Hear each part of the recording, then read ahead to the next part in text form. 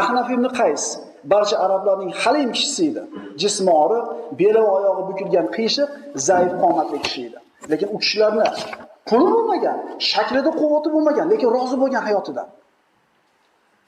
A'mosh, muhaddis olim, ko'zi xira bo'lgan, yirti to'n kiyib yurgan, ozod qilingan qul bo'lgan, faqirona hayot kechirgan. Qarang, ular nimasi bilan saodatli yashadi? Alloh bergan taqsimga ular rozi edi. Biz ham rozimizmi? Insonni qiymati nima bilan belgilanadi? Odamlar dunyoyim ko'p bo'lsa, mansabim katta bo'lsa, odamlar meni hurmat qiladi deydi, shuni orqasidan qul bo'lib o'lib ketadi. Ana shu dunyosi mansabi qo'ldan olib qo'yilganda shu hurmat ketib qoladi. Chunki seni dunyo uchun hurmat qilyapti odamlar, mansab uchun hurmat qilyapti. Mana ketuvdi, endi seni hech kim to'g'atmayapti. Mana shu seni puling ketuvdi, pulingni haqiqiy ekanlar, senda ustingga jur'at qilyapti.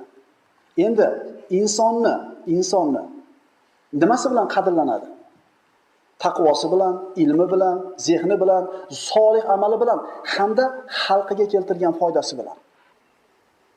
Odam bir paytlar menda ishlar qilgan deydi-da, keyin ham eslab yurishadi. Inson qanchalik Robbisini taqsimiga rozi bo'lsa, shunchalik qalbi salomat bo'ladi. Qalb hasad, gina, kuduratdan omonli bo'ladi. Rozimi? Nariga odam baland uy solsa xafa bo'lib ketmaydi. Nariga yomon ko'rgan odamga bir narsasi ko'tarilib ketgan bo'lsa xafa bo'lib ketmaydi. Alloh rizqi yozibdi deb qo'yadi. Kim Allohni Robb deb, islomni din deb, Muhammad alayhisolamni payg'ambar deb rozi bo'lgan bo'lsa, u odam haqiqatan iymonning nimaligini totib ko'ribdi.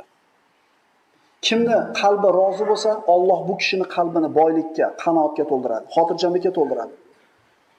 Kimni qalbi roziligidan xoli bo'ladigan bo'lsa, yuqoridagi narsalardan teskarisiga aylanib qoladi. Alloh taolo siz bilan bizni hammamizni o'zi qilgan taqsimiga rozi bandalardan qilgan bo'lsin.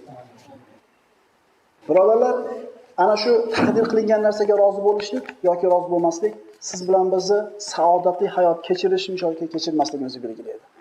Alloh